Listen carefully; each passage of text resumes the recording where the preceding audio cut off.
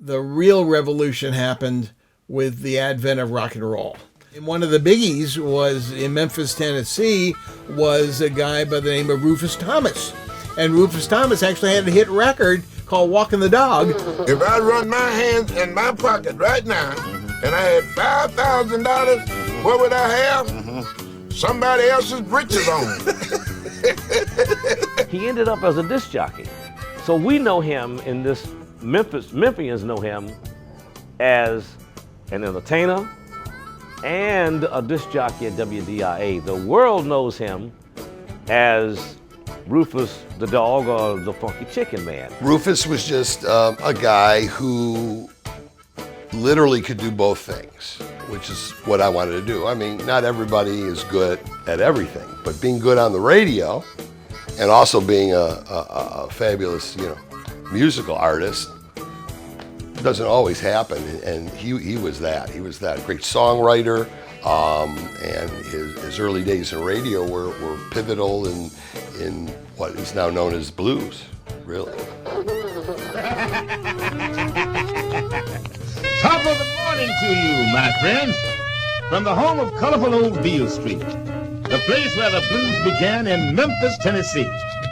In the heart of the rich Mississippi Delta, WDIA, 50,000 watts of goodwill, invites you to join us in asking the man upstairs to smile on us today and help us to satisfy that hankering to offer you the best in radio entertainment and service to the finest people in the world, our listeners. The word had gotten out that this radio station, WDIA in Memphis, Tennessee, was doing some great things, and they were making a lot of money, and they had a lot of listenership, and a lot of the entertainers back then came by the radio station, so they started spreading the words to other people when they travel. Well, there's a black radio station there in Memphis, man, this is where we get our music played.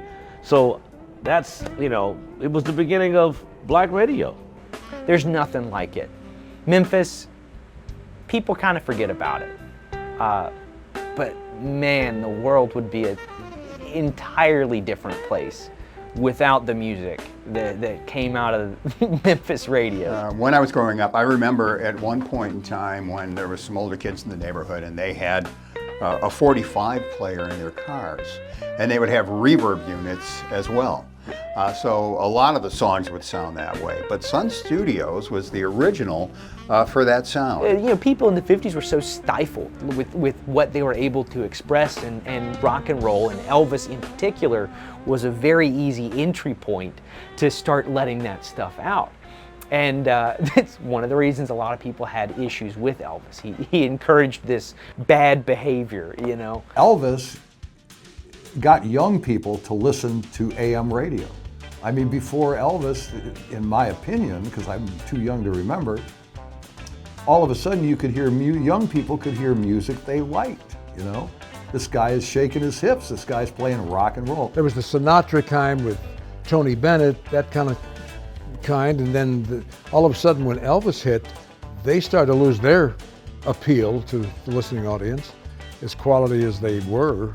But Elvis and radio took over with a more youthful approach to the music. Well, he opened up radio. It probably doubled in volume of people listening, especially young people. They took to Elvis like magnet, and he opened up radio. That's why he was so big. I'd like to know just how you derived that style, how you came about with that rhythm and blues style. That's all it is. That's all you can say. Well, sir, to be honest with you, we just stumbled upon it. You stumbled upon it. Well, you're mighty lucky, All right, how about flipping the record over there? That's Sun recording and doing the other side for us. Okay. Blue moon,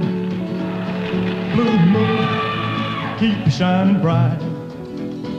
Blue moon, to keep on shining bright. You're gonna bring me back on my baby tonight. Blue moon.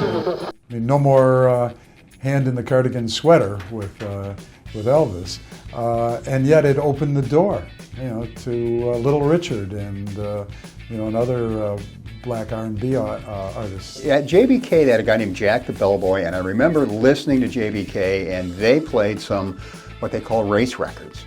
And so my first recollection is hearing some rock and roll tracks and some early R&B stuff, like Chuck Berry and like Little Richard.